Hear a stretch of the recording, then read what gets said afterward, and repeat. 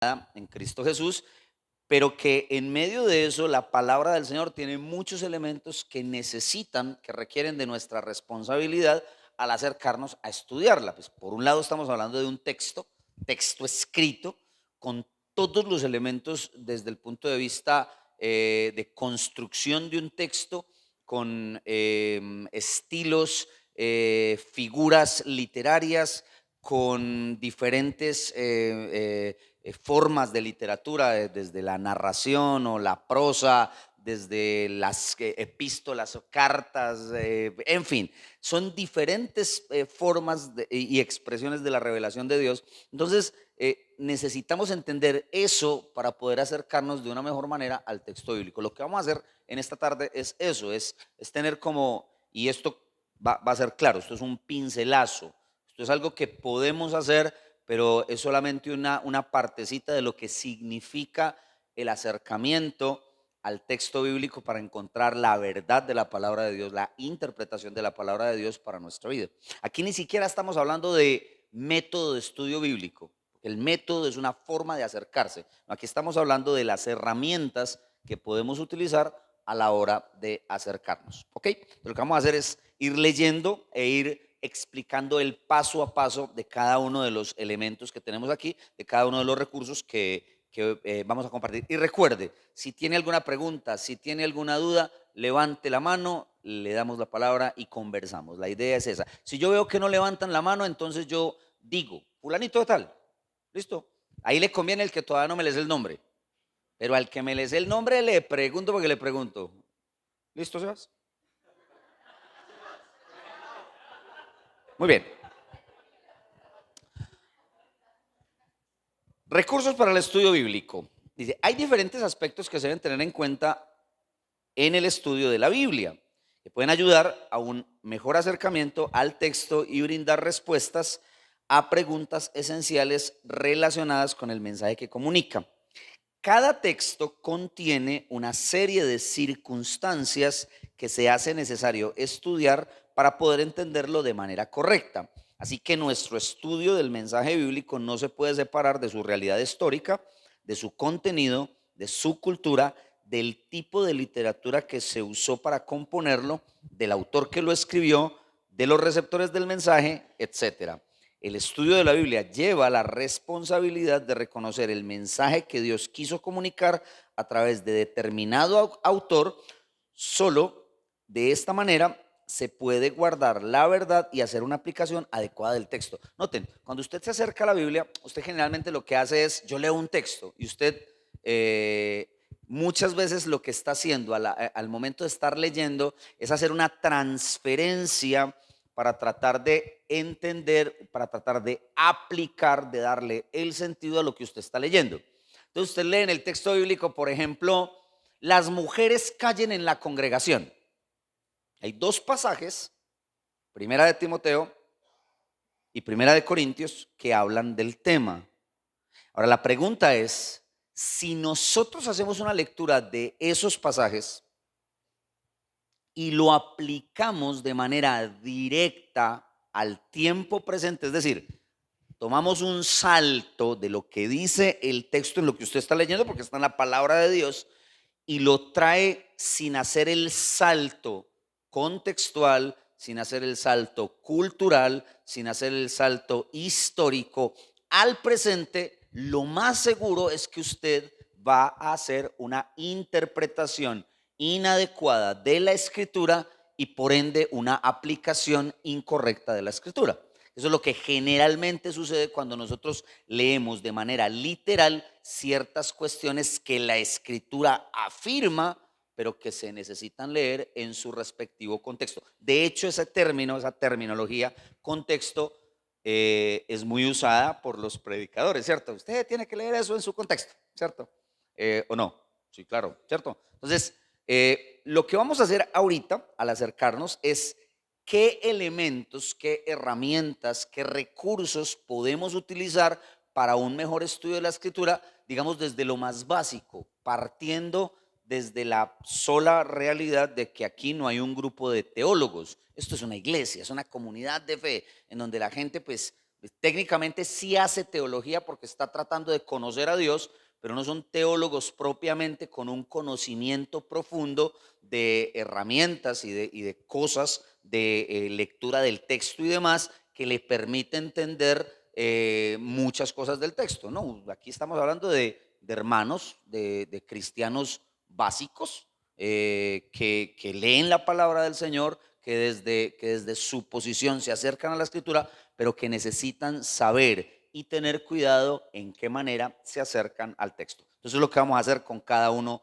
de estos recursos, sin desconocer que todas estas herramientas son importantes, son valiosas y yo diría necesarias en el acercamiento al texto bíblico. Y usted me dirá, pastor, y entonces en el devocional uno tiene que hacer eso. Ahorita vamos a mirar cuál es el valor que tiene cada uno de estos recursos, cada una de estas herramientas para el estudio y el acercamiento al texto bíblico. Entonces, primer recurso, primera herramienta. Diferentes traducciones, varias Biblias con diferentes versiones. Una de las primeras herramientas que se puede utilizar para el estudio es el uso de diferentes versiones de la Biblia, teniendo en cuenta que no todas las personas tienen acceso y conocimiento de los idiomas bíblicos, hebreo, las porciones de arameo del Antiguo Testamento y el Nuevo Testamento que está escrito en griego. Es importante que se haga una comparación de diferentes versiones, las cuales pueden brindar mayor claridad en cuanto al uso de términos, frases y formas de escritura. Entonces, ¿quién de acá, levante la mano con toda propiedad, sabe hebreo bíblico?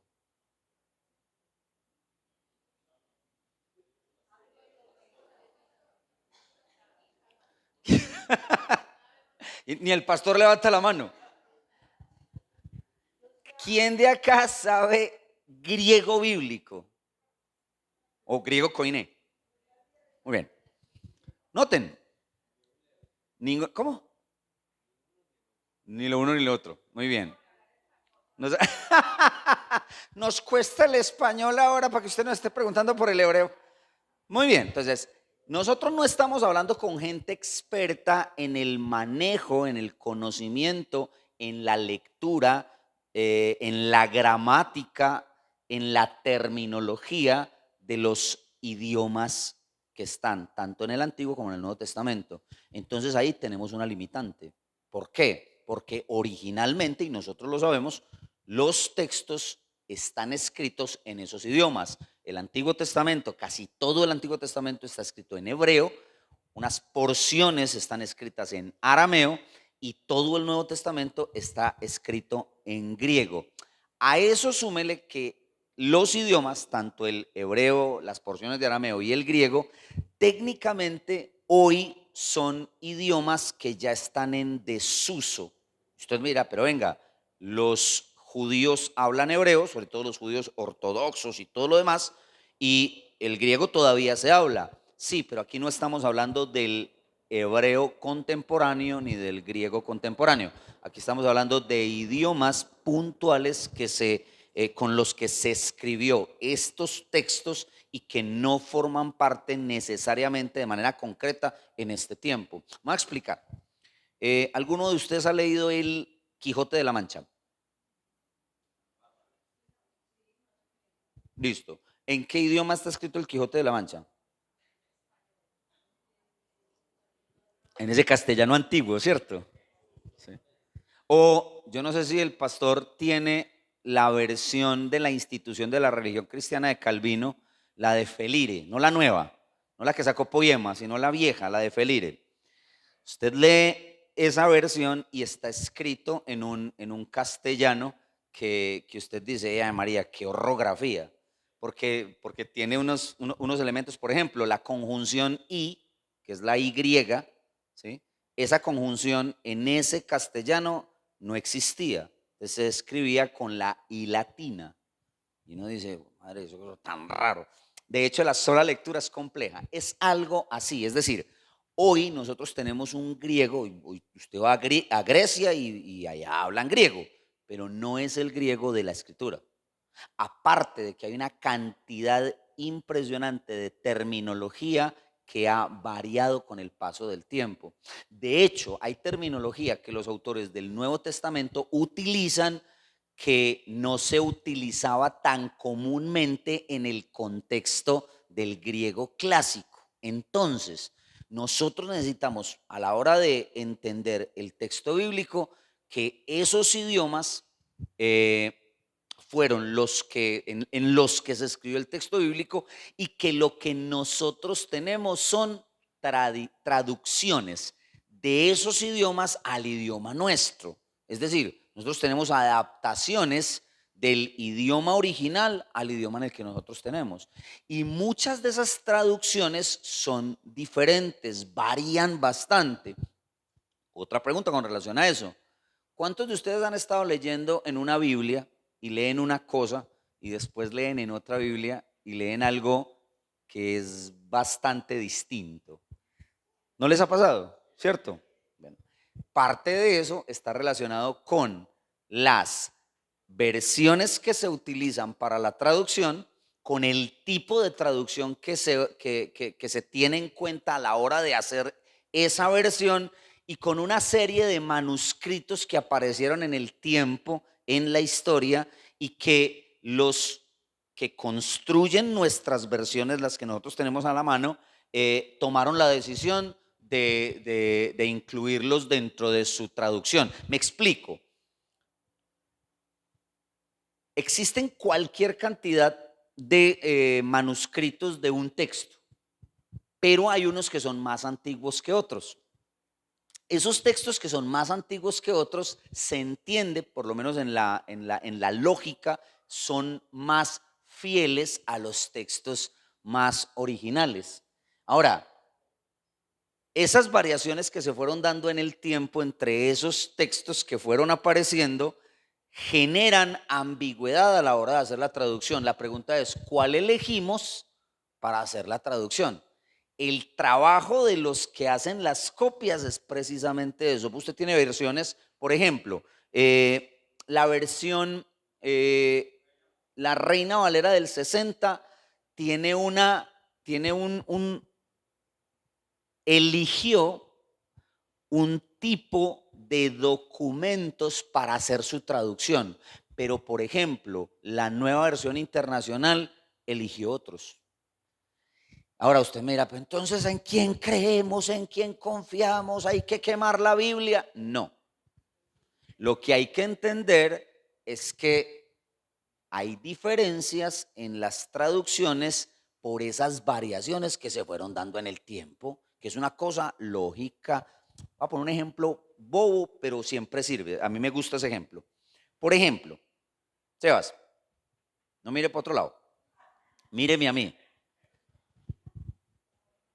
Si yo te digo que salgas al tablero, que aquí no hay tablero, y escribas Andrés Giraldo, tú lo vas a escribir de una manera, ¿sí o no? Sales y entiendes Andrés Giraldo y lo escribes. Pero yo le digo a otro, ¿sí? Le digo, por ejemplo, a Jason, salga y escriba Andrés Giraldo, escribe Andrés Giraldo, y posiblemente en términos de caligrafía y en términos de ortografía, la escritura es diferente, ¿sí o no? Y ojo, esa variación que se puede dar entre lo que haya escrito Sebas, lo que haya escrito Jason, o lo que haya escrito cualquier otro, Carlos, esas variaciones se dan en segundos. Es decir, yo te digo a vos, venís, escribís, te sentás, después le digo a Jason, viene, escribe, se sienta, le digo a Carlos, viene, escribe y se sienta. Y uno mira y son, digamos, la S es diferente, la A hay unos que escriben la A como así, hay otros que la escriben como más redondita, hay unos que se tragan la tilde en Andrés. Andrés tiene tilde, y no me salga con el cuento de que los nombres no tienen ortografía. Hay uno que lo escribe todo en mayúscula sostenida, ¿sí o no? Noten, en segundos se dan diferentes variaciones en la forma de escritura. Imagínense textos que llevan 2000 años de escritura.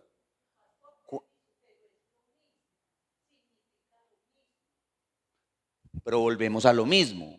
Si usted se me traga la tilde, no es lo mismo. porque sin tilde no es Andrés. No, pobre. Miren lo fácil que nosotros mismos nos entramos en una discusión con una cosa tan sencilla como esa. Imagínense las dificultades a la hora de el acercamiento a un texto como estos que durante siglos se fue escribiendo. Ojo, en materiales que se iban deteriorando con el tiempo, porque nosotros hoy tenemos la Biblia así, y es una dicha poder tener esto impreso, guardado en una biblioteca, que este libro puede durar cualquier cantidad de tiempo. Imagínense materiales, técnicamente, por ejemplo, en el Nuevo Testamento, que lo que se estaba utilizando en ese tiempo era el papiro, que era una especie de flequillos que se cosían y se creaba como una especie de tela, que a los 25 o 30 años estaba desgastando y tocaba cambiarlo. Tocaba que apareciera un escriba y volviera a escribir. Solamente trate de pensar en eso, en lo complejo de la transmisión en el tiempo de los idiomas. Gloria a Dios porque tenemos diferentes versiones de la escritura. Gloria a Dios porque la iglesia, como nosotros, ojalá si pudiera tener la capacidad de estudiar el texto en su idioma original, pero tenemos las versiones como una herramienta ante esa falencia. Eso es como cuando usted se ve una película con subtítulos, o se la tiene que ver en inglés o se la tiene que ver ya con la traducción al idioma nuestro. Es muy diferente. Si usted se la ve con subtítulos, usted tiene una visión de la película, de los sonidos, de las formas, un montón de cosas. Pero si usted la escucha traducida, es diferente. ¿Cuántas veces le ha pasado que usted le pone los subtítulos a la película y usted la tiene traducida, o sea, la está escuchando en español, pero la tiene con subtítulos? ¿Cuántas veces les ha pasado que ustedes están escuchando una cosa y está leyendo otra? En el tiempo, en una vaina tan sencilla como esa. Imagínense en un proceso tan complejo como fue la traducción de la escritura. Ahora vuelvo y les digo, no se me confundan, no se llenen de terror, no digan, ay Dios mío, entonces ¿qué es lo que tengo? Yo sí puedo confiar en esto, claro que sí. Y no solo puede confiar, tiene que confiar en esto. Les voy a decir solamente un dato chiquitico que nos invita a tener fe y tranquilidad en lo que tenemos nosotros en las traducciones de la escritura. Las variaciones que la Biblia tiene en comparación con otros textos antiguos son mínimas.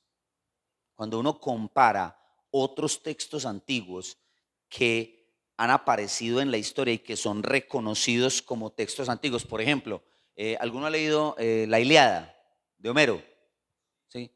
Si ustedes se dan cuenta las diferentes variaciones que hay y las distancias que hay entre el tiempo en el que supuestamente vivió Homero y los manuscritos más antiguos que tienen con la manera en la que se dio el texto bíblico, y lo mismo, las distancias que hay entre las últimas escrituras con los manuscritos más antiguos, las diferencias son abismales. Es en ese tipo de cosas en donde nosotros levantamos la cabeza, miramos al cielo y le decimos, Señor, Señor, gracias porque tú has guardado la palabra. La palabra de Dios ha mantenido esa fidelidad. Y claro, esas variaciones a veces generan ciertas diferencias, pero ahorita vamos a ver un poquito de por qué algunas de esas diferencias son salvables, son muy fáciles de salvar cuando uno mismo lee y estudia el texto bíblico para poder tener más tranquilidad a la hora de leerlo. Continuemos con la lectura. Existen ciertos márgenes de cambio en traducciones del texto bíblico, los cuales generan cierta dificultad a la hora del estudio de la palabra, ya que levantan preguntas lógicas con relación a la revelación de Dios y a la inerrancia del texto. Nosotros sostenemos que la Biblia no contiene errores, pero cuando usted lee un texto que tiene cierta variación con otro diferente, usted dice, ¿y aquí qué pasó? No es pues inerrante, porque esta versión lo traduce de una manera y esta otra versión lo traduce de otra. Aquí una explicación básica, sencilla. Estos márgenes de error están relacionados directamente con acercamientos de los copistas. Y hay una pie de página que dice, personas encargadas de pasar las escrituras de un manuscrito a otro con el fin de conservar el texto. En la cultura israelita, los escribas eran los encargados de esa función. La presencia de diferentes manuscritos, porciones de texto y otros elementos hallados a lo largo de la historia presentan un desafío a la hora de determinar cuáles deben ser los textos a usar para una mejor traducción. Esa es una realidad que nosotros tenemos. Y vuelvo y les digo, por eso nosotros encontramos en algunas versiones ciertas variaciones. Aquí vamos a poner un ejemplo enseguida.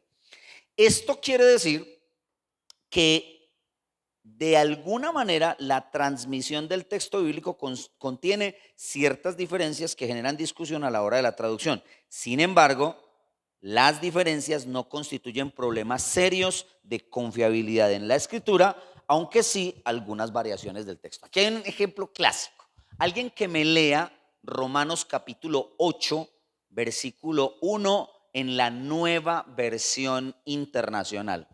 Romanos 8, 1 en la Nueva Versión Internacional. Tiene que ser en Nueva Versión Internacional. Que no la va a leer en otra. Una pregunta. ¿De quién? Dani.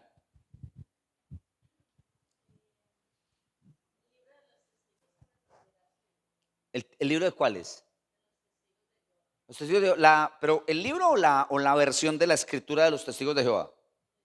La nueva versión de las Sagradas Escrituras. Es una Biblia, pero con una traducción muy regular. Muy regular. O sea, hay unos elementos teológicos que ellos tienen que, con base en esos elementos teológicos, hacen traducción del texto bíblico. Y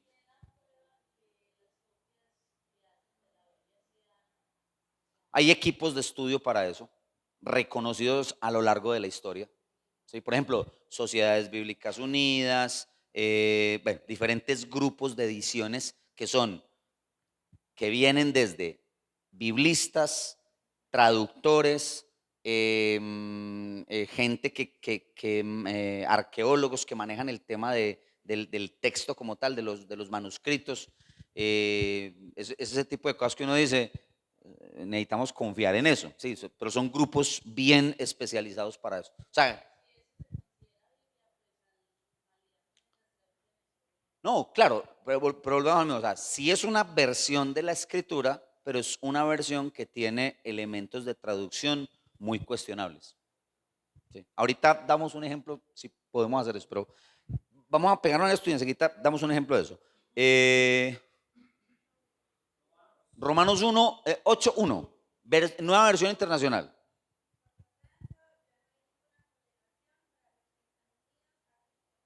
Listo. Por lo tanto, ya no hay ninguna condenación para los que están unidos a Cristo Jesús. ¿Alguien tiene una versión diferente? Listo, la de la Reina Valera. ¿Qué dice?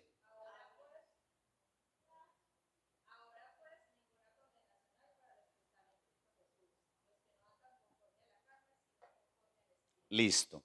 ¿Qué hacemos ahí? ¿Cuál de las dos quemamos? Es que la reina. Ahí tenemos un desafío grande, ¿cierto? ¿Por qué? Porque son dos textos que tienen una variación considerable. Hay un texto que es más corto y hay un texto que es más largo. Es decir, la que dice, devuélvase para el 8.1. Esta es nueva versión internacional, termina, no hay condenación para los que están unidos en Cristo Jesús o para los que están en Cristo Jesús. ¿Listo? Y en Reina Valera, para los que están en Cristo Jesús, y hay como una especie de explicación de quiénes son los que están unidos en Cristo Jesús o a Cristo Jesús, los que no andan conforme a la carne, sino conforme al Espíritu. La pregunta clave aquí es, ¿qué pasó en la nueva versión internacional con ese pedacito? O, ¿por qué la Reina Valera en este caso añade ese pedacito? ¿Qué hacemos ahí? ¿Cuál quemamos? Ninguna de las dos. Evidentemente, la nueva versión internacional tiene un criterio a la hora de traducir su versión.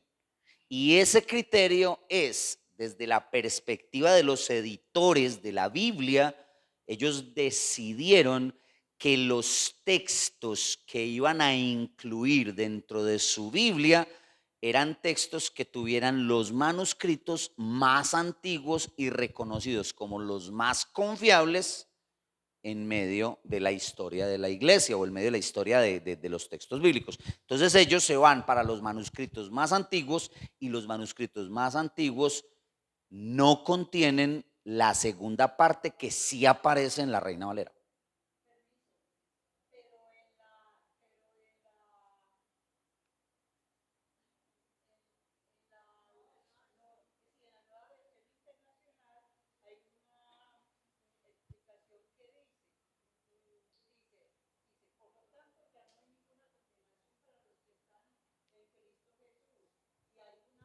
Uh-huh.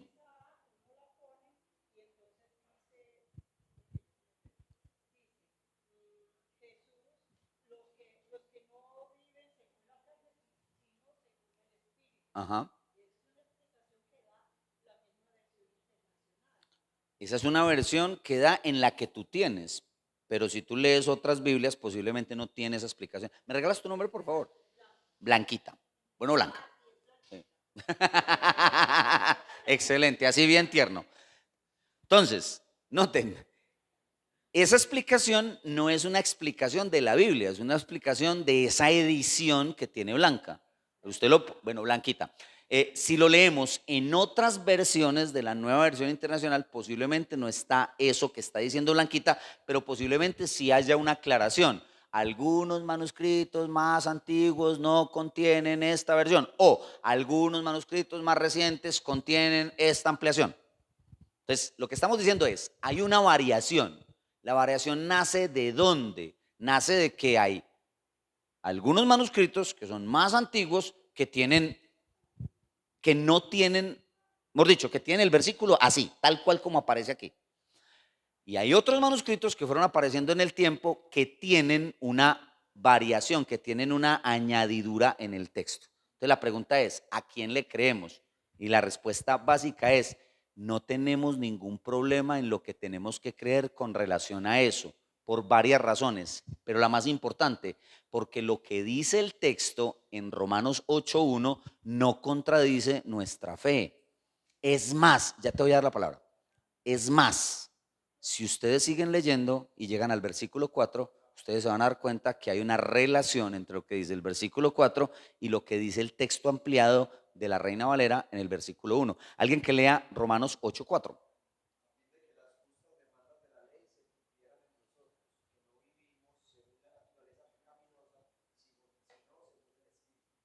Ahí tenemos una respuesta clara con relación a eso. Es muy probable que en el transcurso del tiempo un escriba o un copista hizo una anotación con relación a esa declaración que aparece en el versículo 1. Es decir, el versículo 1 da una declaración contundente. Ya no hay condenación para los que están en Cristo Jesús. Pero la pregunta que uno tiene que hacer es, entonces, ¿cómo así? ¿Es así ya? Y la respuesta es sí, pero posiblemente un copista haciendo el paso de texto pensó, es importante tener una relación con el versículo 4. Hizo un comentario al lado del texto que con el paso del tiempo terminó incluido en manuscritos posteriores. Volvemos a lo mismo. Eso, yo sé que usted suena a eso y usted dice, ay, ¿yo en qué estoy creyendo? Tranquilos, una vez más, cuando uno hace la comparación entre lo que dice todo el desarrollo del texto, uno se da cuenta que las versiones más ampliadas, como la Reina Valera y otras, no están distorsionando lo que el texto está diciendo, simplemente se amplía una explicación que después incluso aparece en el versículo 4. Entonces no es para escandalizarnos. Esa es una variacioncita de las muchas que tiene el texto bíblico. Pero la explicación más lógica frente a eso es lo que les estoy diciendo. Primero, no debemos escandalizarnos porque no hay una variación que desvíe la fe de la iglesia. Segundo, cuando uno lee el contexto, encaja perfectamente la versión más amplia, Reina Valera del 60, con lo que dice el texto y el contexto de la palabra del Señor. Para responderle a Dani la pregunta que estaba haciendo ahorita, por ejemplo, el texto griego del Nuevo Testamento en el Evangelio de Juan habla de que en el principio era el verbo y el verbo estaba con Dios y el verbo era Dios. Juan capítulo 1, versículo 1. Cuando uno lee la traducción de la nueva traducción de las Sagradas Escrituras, que es la traducción de los Testigos de Jehová, uno se da cuenta que cuando habla del verbo, no habla de y el verbo era Dios, sino y el verbo era un Dios. Le suma el artículo indefinido para dar la impresión de que el verbo Jesús no es Dios, sino un Dios. De hecho, si no estoy mal, está escrito con D minúscula en la traducción. Entonces uno dice, claro, los testigos de Jehová no creen que Jesús sea Dios. Entonces, su traducción está muy relacionada con su perspectiva teológica. Ahora, ellos tienen el as bajo la manga. Me explico. En el griego no existe el artículo indeterminado. Un, uno, no existe. Se traduce el artículo indeterminado cuando de manera clara en el texto hay ausencia del artículo determinado. Es decir, cuando el artículo determinado no está, se puede, escúcheme lo que le estoy diciendo, se puede poner el artículo indeterminado o no. Entonces, ellos, tomando esa realidad de ese pasaje que no tiene el artículo determinado en ese texto, específicamente en ese sustantivo, entonces lo que ellos hacen es traduzcámoslo con el artículo indeterminado. Pero eso va en contra del mismo contexto de la escritura del pasaje, de cómo se define al verbo que es uno con Dios, que estaba con Dios y que era Dios, y obviamente también es contradictorio con el resto de la teología del Nuevo Testamento. Cuando uno lee Hebreos capítulo 1, versículos 1 al 4, cuando uno lee Colosenses capítulo 1, uno se da cuenta que Jesús, el verbo eterno, es el Dios encarnado, la imagen misma de su sustancia, en quien habita toda la plenitud de la deidad. Entonces, nosotros entendemos que el Nuevo Testamento habla de la deidad de Cristo y podemos estar tranquilos con eso, y entendemos que cuando Juan no le pone el artículo que lo definiría, Juan no está diciendo que debe ponérsele en la traducción, o más bien, los traductores entienden que en la traducción no debe ponérsele el indeterminado porque el contexto mismo demuestra que ese hijo, que ese verbo está relacionado directamente con Dios. Pero eso es una preferencia de traducción por causa, ¿cómo? Porque son testigos de Jehová. Pues porque no creen en el Hijo de Dios. ¿Ya? Ahora, ¿por qué nosotros tenemos Pues porque sí, uno puede escribir lo que quiera. Claro, usted puede agarrar en el seminario, y Carlos vivió la experiencia, en el seminario nosotros hacíamos traducciones directas del texto, del hebreo al español, nuestras. No, uno hacía la traducción y después llegaba el profesor y yuca. Si le quedaba mal traducido, lleve para los confites. Esto es un tema de, volvemos, hay reglas de traducción, hay gramática, hay elementos de identificación del idioma que permiten hacer las mejores traducciones, pero eso solamente uno se da cuenta cuando, es exactamente lo mismo que lo que está diciendo ahorita. Por ejemplo, los que saben diferentes idiomas o entienden diferentes idiomas, ustedes escuchan a una persona que está traduciendo, por ejemplo, aquí viene un extranjero que no sabe sino inglés, y ustedes se consiguen una persona que le haga traducción. Y si usted sabe de traducción y el tipo está en su preferencia eligiendo una palabra y usted está ahí sentado y usted dice, no, esa no sería la palabra. Yo creo que una mejor palabra sería esta. No quiere decir que su traducción sea incorrecta. Quiere decir que hay variedad de posibilidades de palabras para traducir y el que estaba aquí tomó la decisión de traducirla de esa manera. ¿Sí me entiendes? Pues si es incorrecta, sí, en el caso de ellos, pero es lo mismo, esa es su lectura esa es su teología, pero no quiere decir que nosotros la aceptamos como verdad.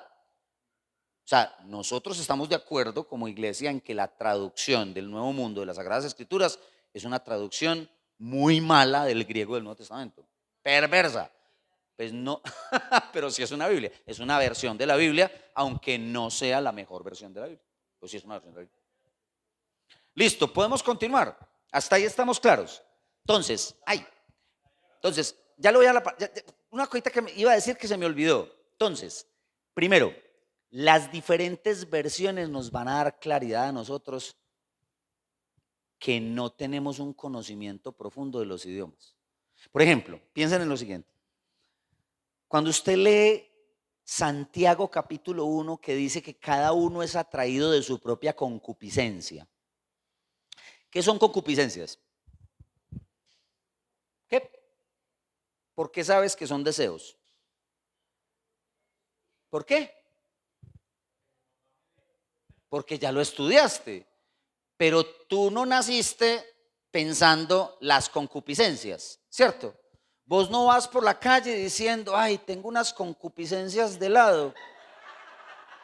Ahora, hay deseos, que es epitimía, que sería el término. Deseo está muy enfocado en deseos lujuriosos. Tiene una connotación de eso, no necesariamente. Perdón, concupiscencias no es una palabra que nosotros utilicemos en nuestra jerga, que eso es otra cosa. ¿Por qué hay tantas versiones? Pues también porque hay actualización del idioma. Nosotros teníamos la Reina Valera del 60 y todo el mundo dice es que esa es la sacrosanta Reina Valera del 60, pero como su nombre lo indica es del 60. Antes había la de 1909. Y cuando entró la del 60, todo el mundo se rasgó las vestiduras porque la sacrosanta era la de 1909. ¿Me entienden? Entonces hay una actualización del idioma, hay una contextualización diferente. Por ejemplo, estas versiones, la nueva versión internacional, la nueva traducción viviente, son más contemporáneas y son, digamos, más Latinoamérica. ¿Sí? Porque nosotros aquí no decimos vosotros sois, ¿cierto? Que de hecho eso es como todo raro porque nosotros no hablamos así, ¿cierto? Vosotros sois, nosotros no somos españoles, hermano, ¿cierto que no? ¿O sí? De pronto hay algún español aquí que se me ha colado y yo no había. ¿Sí? Corazón. Exactamente, entonces lo que hace la actualización del idioma es decir, venga, nosotros no estamos hablando de vosotros sois, sino de ustedes son. Y es más claro, más contemporáneo y más fácil de leer para nosotros. Ahora sí, qué pena. ¿Tu nombre es? Alejandra.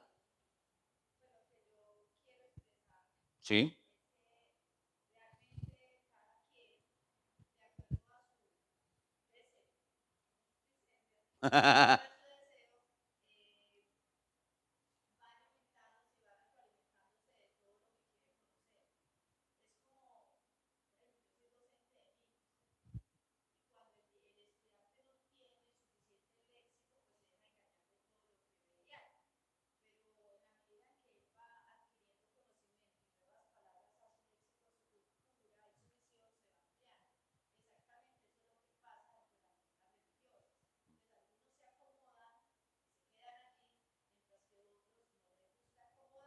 Total.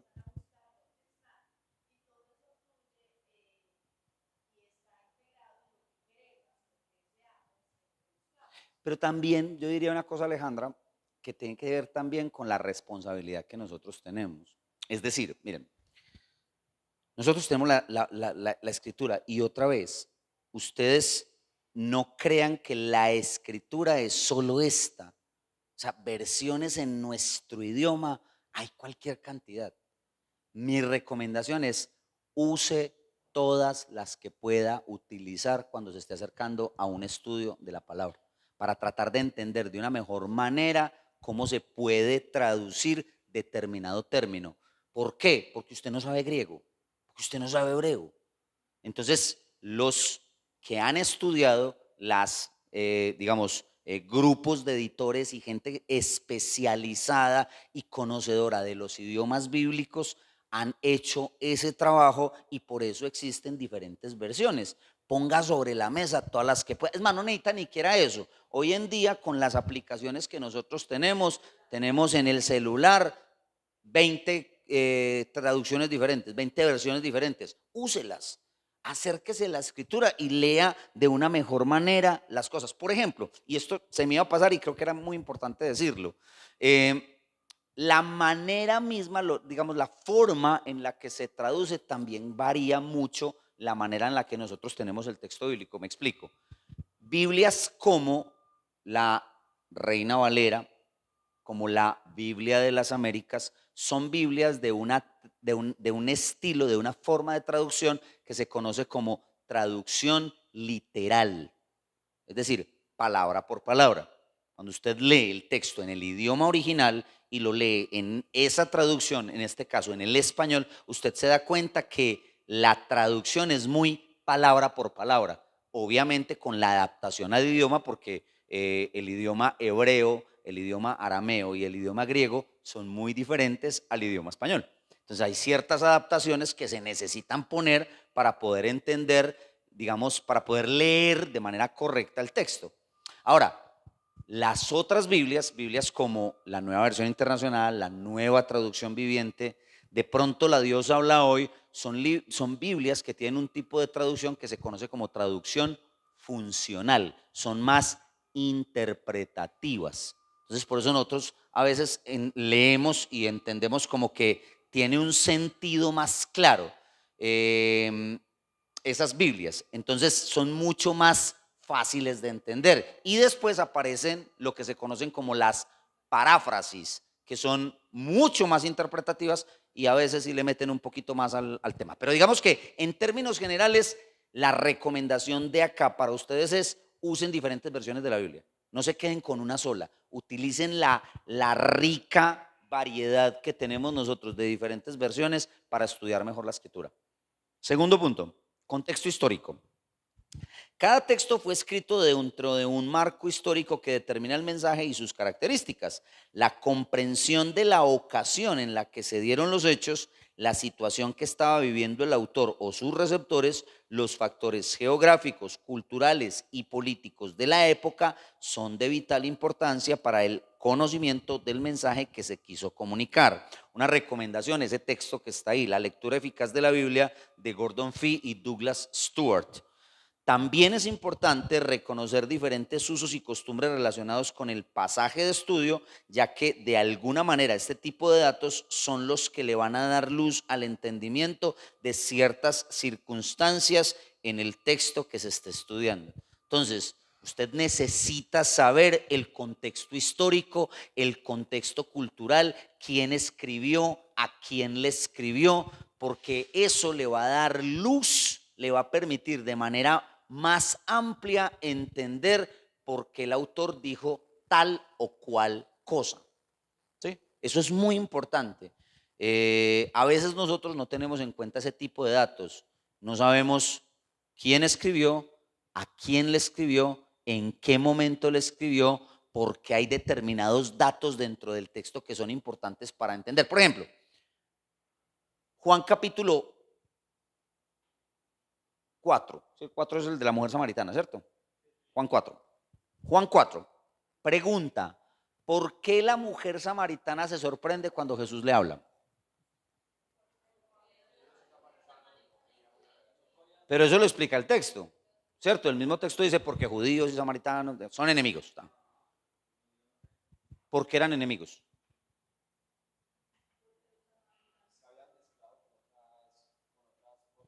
¿En qué momento?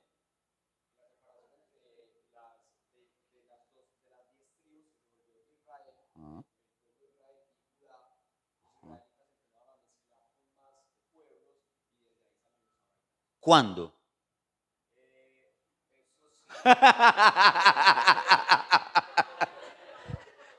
no. Seba, no te estoy presionando, no. La idea, la idea no era esa, la idea no es esa. No.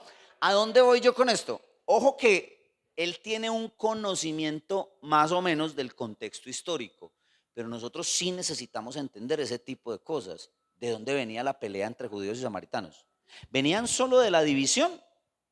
O más bien, vienen del tiempo de la destrucción de Israel en el norte, cuando es dominado por los asirios, y en el dominio asirio parte de la cultura y de la forma de dominio de un imperio como el imperio asirio era borrar la identidad de aquellos que dominaban. Entonces lo que hacían era que ellos mismos traían a otros pueblos para combinar las razas, y en ese sentido se perdía identidad religiosa, identidad de idioma, identidad de lugar, de sentido de pertenencia del lugar, etcétera.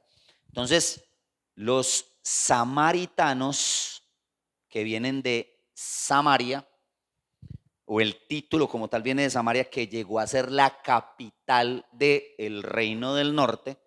Los samaritanos eran una combinación de diferentes razas, y los judíos, que se creían más piadosos y se creían más puros, los despreciaban. Claro, también hubo otros momentos históricos en donde judíos y samaritanos tuvieron ciertas diferencias, en las que se señalaron los unos a los otros y se habían roto las cobijas y ya dijeron: nosotros no queremos, no tenemos nada que ver con ellos. Entonces, por ejemplo, esa realidad tiene que ser clara a la hora de yo entender esa diferencia. Pero hay más. Ella no solo se sorprende porque Jesús, siendo judío, le habla. En la cultura, y eso hay que estudiarlo, un hombre no le habla a una mujer estando a solas, en un lugar apartado, como era el pozo a donde la mujer samaritana fue a sacar agua. Es más, la mujer no tenía por qué estar sola, porque culturalmente las mujeres iban en grupo a sacar agua. Y no iban al mediodía, sino que iban a ciertas horas en donde el sol ya no golpeaba tan duro. Entonces la pregunta es: ¿y esta por qué estaba sola en ese momento sacando agua? Noten, son elementos de la cultura que permiten entender mucho mejor el mensaje que el texto nos está comunicando. No, ella no era prosti, ella era una mujer muy abierta relacionalmente hablando. ¿Sí?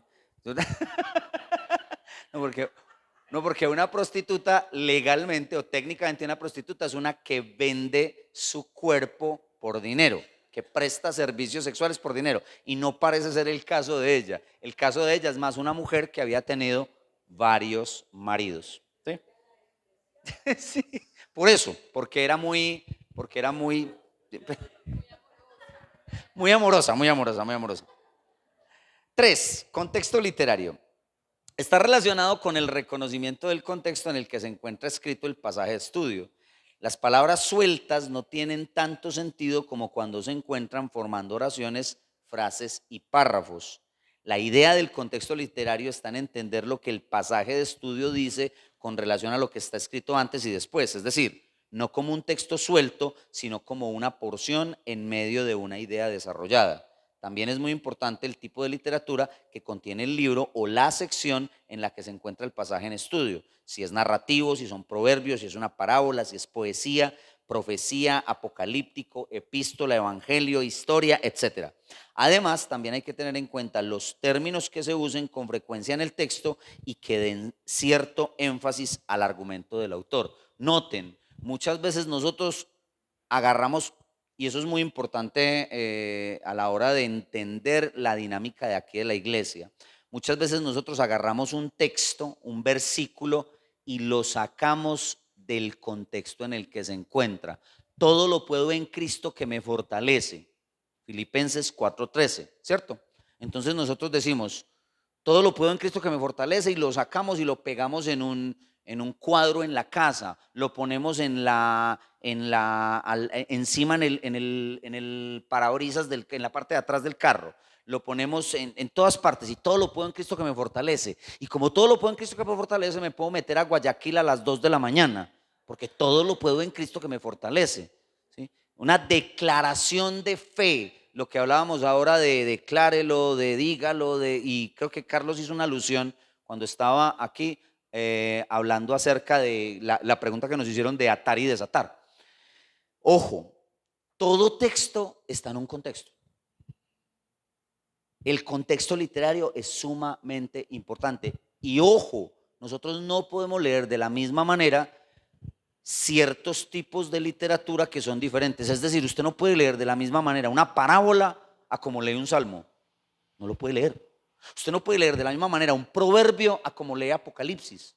Son tipos de literatura distintos. Usted no puede leer una epístola a como lee el libro de Cantares. No lo puede leer. ¿Por qué? Porque la manera en la que está escrito, el tipo de figuras que se utilizan, las metáforas que se utilizan, deben entenderse en su contexto para poder entender bien el mensaje, ¿sí? Entonces, eso es muy importante. Ojo, no todos los textos se pueden entender de forma literal.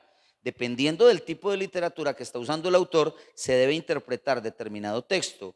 Una parábola que se usa en sentido figurado en su narración no se puede entender de la misma manera que una carta o un texto histórico.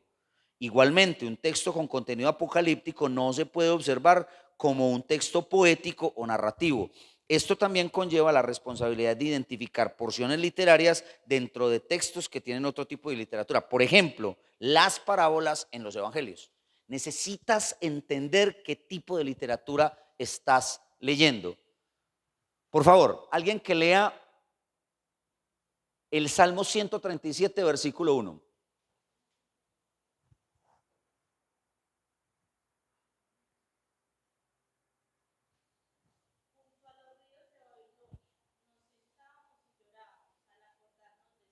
Muy bien.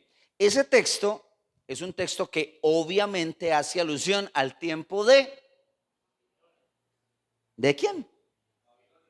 Del exilio, cuando el pueblo está en Babilonia. Pero ustedes, yo no sé si ustedes han visto la canción, lo que pasa es que yo no sé inglés, pero la canción Babylon, yo no sé si ha visto alguna vez el video no parece nada al Salmo. El Salmo es muy dramático, es terrible. Si usted sigue leyendo el Salmo, al final, esto se conoce como un salmo de imprecación o de maldición, un salmo imprecatorio. Usted lee al final y en el Salmo dice, bendito el que agarre tus niños y los estrelle contra la roca. Y eso es palabra de Dios. Si usted interpreta de manera literalista ese salmo, sin entender el contexto en el que fue escrito desde el punto de vista literario, es poesía, pero también el contexto en el que fue escrito desde el punto de vista histórico, usted malinterpreta la escritura.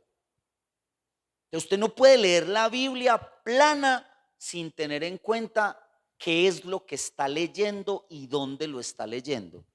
El estudio de la escritura es serio, mis hermanos. Entonces, usted puede decir, pero es que ahí en el texto bíblico dice que qué rico que estrellen los niños contra la peña. ¿En qué contexto se está hablando? ¿Bajo qué condiciones está el salmista? ¿Qué es lo que está denunciando desde el salmo? Esas son preguntas que usted tiene que responder a la hora de interpretar y leer de manera correcta lo que dice ese texto. Y lo que es mucho más grande, y lo vamos a ver en el que sigue, tiene que leerlo a la luz de Cristo. Usted no puede leer un texto del Antiguo Testamento sin tener en cuenta que usted no es Israel, usted es la iglesia. Usted no es judío, hasta donde yo sé, pues, ¿cierto? Usted es la iglesia y usted como miembro de la iglesia necesita hacer una lectura responsable a la luz de Cristo de la Escritura. Panorama de toda la Escritura. Algo parecido a lo que hizo el pastor ahorita en su lectura de la pluralidad pastoral. Uno de los puntos más importantes para el acercamiento del texto bíblico es tener una perspectiva del conocimiento de Dios que incluya toda su revelación. Los dos testamentos son necesarios para hacer una lectura adecuada de la Biblia. Si el estudio de la palabra se centra en una sola parte y se desconoce el resto de lo que dice, se puede llegar a interpretaciones que no concuerdan con toda la verdad. Toda la escritura es revelada por Dios, así que es necesario tener un panorama general de la escritura para comprender mejor su revelación. Usted va a entender mejor cosas del Nuevo Testamento cuando lea el Antiguo Testamento. Pedro, cuando Juan dice, he aquí, Juan el Bautista, he aquí el Cordero de Dios que quita el pecado del mundo, ¿a qué se refiere? Sí, claro, de hecho él está señalando a Jesús. Pero la pregunta es, cuando él lee eso, ¿a qué se está refiriendo? A los corderos que se sacrificaban en el Antiguo Testamento para el perdón de pecados. Noten, tú tienes que tener una lectura del Antiguo Testamento, del contexto sacrificial del Antiguo Testamento, del sistema de sacrificios del Antiguo Testamento para poder leer lo que Juan está diciendo acá. Juan está diciendo, este que está aquí representa a los corderos que se sacrificaban para perdón de pecados en el Antiguo Testamento, pero este, como dice después el libro de Hebreos, es perfecto. Es mucho mejor. Ya no quita el pecado del que hace el sacrificio, ya quita el pecado del mundo. Como dice Hebreos, una vez y para siempre. Usted no puede leer el Antiguo Testamento sin tener en cuenta a Cristo y no puede leer el Nuevo Testamento sin tener en cuenta la base del Antiguo Testamento. El proceso didáctico para conocer la totalidad de lo que presenta la Biblia es la lectura, o sea, a leer la palabra. La palabra del Señor debe ser leída en su totalidad para obtener un panorama de la historia revelada por Dios. También es de mucha ayuda el llamado círculo hermenéutico. ¿Qué es el círculo hermenéutico? El enlace de cada cosa que se dice en medio de la revelación de la Escritura. ¿Cómo funciona eso? Mire pues, también es de mucha ayuda el llamado, el cual ayuda a identificar componentes del texto bíblico que se encuentran relacionados entre sí. Usted va a mirar un texto, pero lo tiene que mirar a la luz del capítulo. Usted va a mirar el capítulo, pero lo tiene que mirar a la luz del libro. Usted va a mirar el libro y lo tiene que mirar a la luz del autor. El autor a la luz del género en el que escribe. El género a la luz del testamento y el testamento en comparación con la totalidad de la Biblia. ¿Qué hizo ahora el pastor? Agarró el concepto de pastor y lo fue desarrollando desde Génesis hasta Apocalipsis. Agarró, ¿qué dice la Escritura acerca del ministerio pastoral? De cómo Dios pastorea a su pueblo, cómo lo pastoreaba en el Antiguo Testamento, cómo lo pastorea en el Nuevo Testamento. La idea es poder tener un cuadro global de lo que enseña la Escritura, tratar de entender la revelación de Dios llevando la armonía de todo el relato bíblico, de todo el texto bíblico. Uso de otras herramientas. En muchas ocasiones no será suficiente el uso de las herramientas descritas anteriormente para entender algunos textos o pasajes. Por lo tanto, es bueno tener en cuenta comentarios bíblicos, diccionarios bíblicos, artículos o libros que puedan dar luz al estudio de la palabra. Lo anterior implica que su uso debe hacerse de forma ordenada y como última alternativa, para no dejarnos llevar por el pensamiento de determinado autor antes de hacer nuestro propio estudio del texto. La fácil que hacemos muchos, y yo lo sé, es ¿qué querrá decir tal texto? Biblia de estudio. Venga, que es que el pastor me regaló una Biblia de estudio. Venga, yo, ¿qué quiere decir ese pasaje? Hoy en día tenemos ChatGPT. Hoy en día tenemos Google y eso, y San Google lo sabe todo, lo conoce todo y está en todas partes. Entonces, la más fácil para la gente hoy en día es, antes de hacer el estudio responsable de la escritura, es ir a leer un comentario o un libro que hable de determinado texto y sacar las ideas de ese autor, que puede ser bueno o no, y reproducirlas en su reflexión de la escritura o en su enseñanza de la escritura. Ojo, la recomendación es, usted puede utilizar ese tipo de herramientas, pero después de haber hecho su estudio bíblico. De la pereza.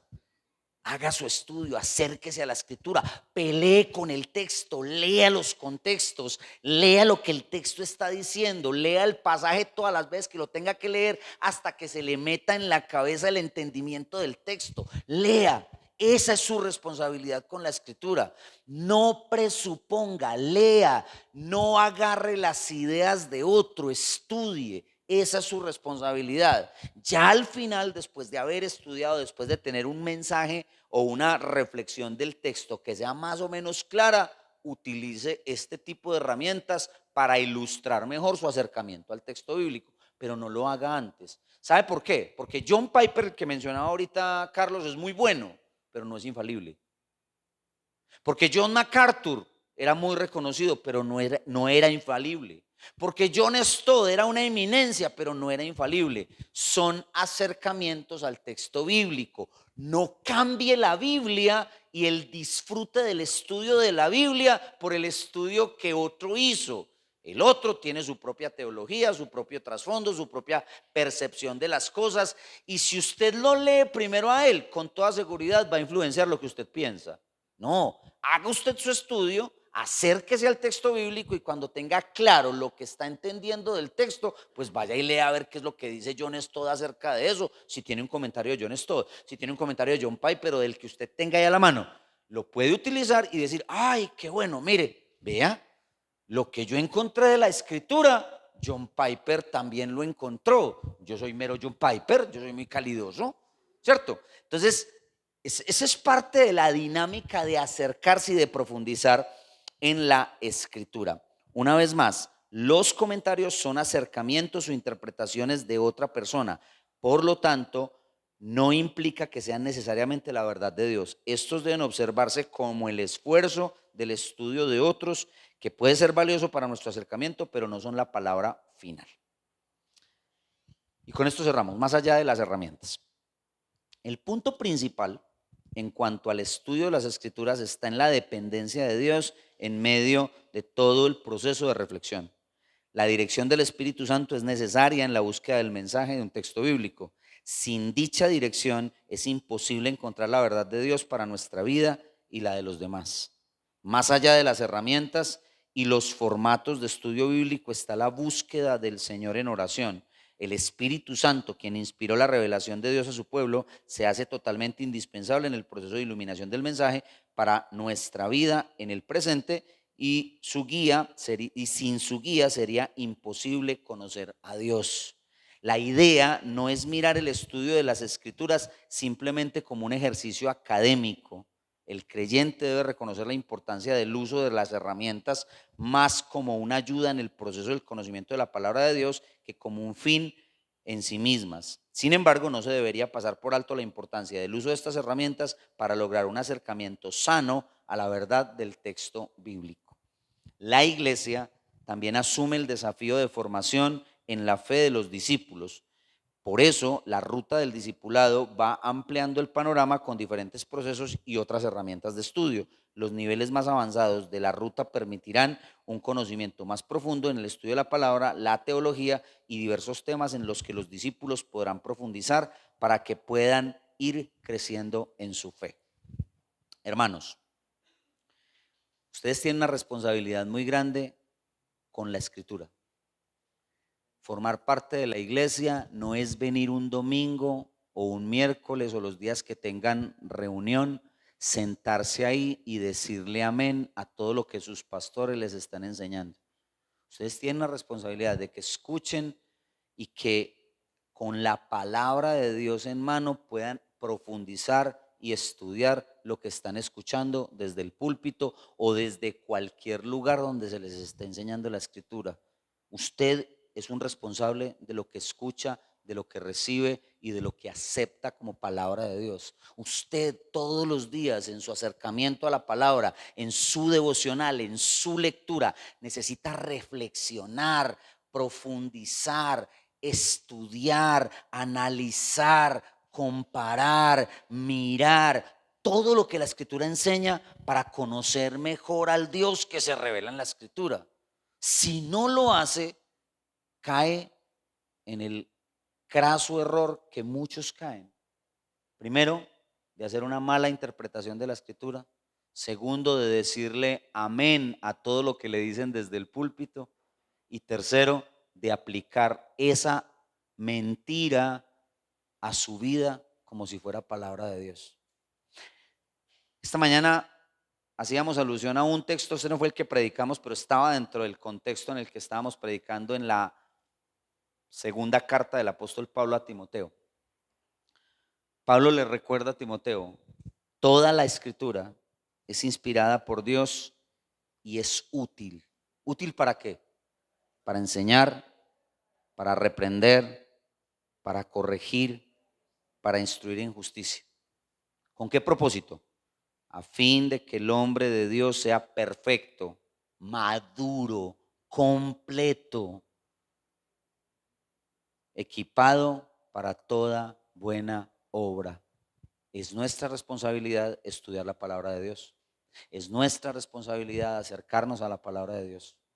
Es nuestra responsabilidad atesorar la palabra de Dios.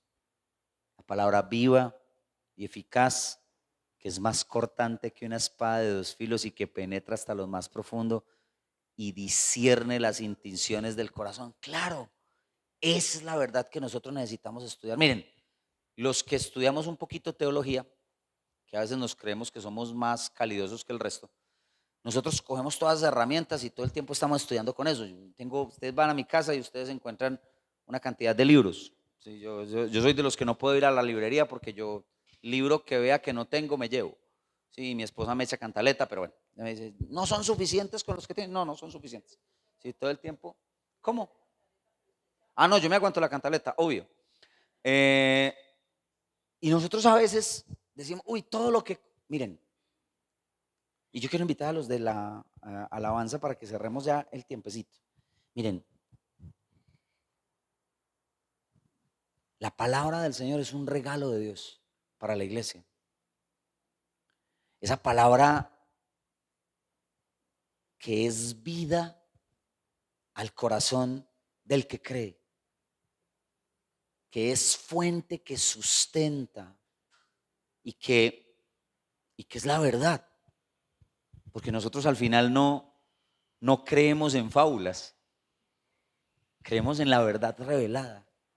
Es la palabra que transforma el corazón, que cambia todo lo que somos. Es la voz de Dios hablando a cada uno de nosotros. Es la palabra que hace que todos nosotros seamos diferentes. Es la palabra que se atesora. Es el evangelio que transforma, que cambia nuestra percepción de la vida acá y por la eternidad. Nosotros no podemos perder eso. Necesitamos acercarnos a la escritura y estudiarla y conocerla y atesorarla y llevarla en nuestro corazón, pero sobre todo que esa palabra sea la fuente que sustente todo lo que somos. ¿Qué tal si inclina su rostro? Y pensando en la verdad del evangelio,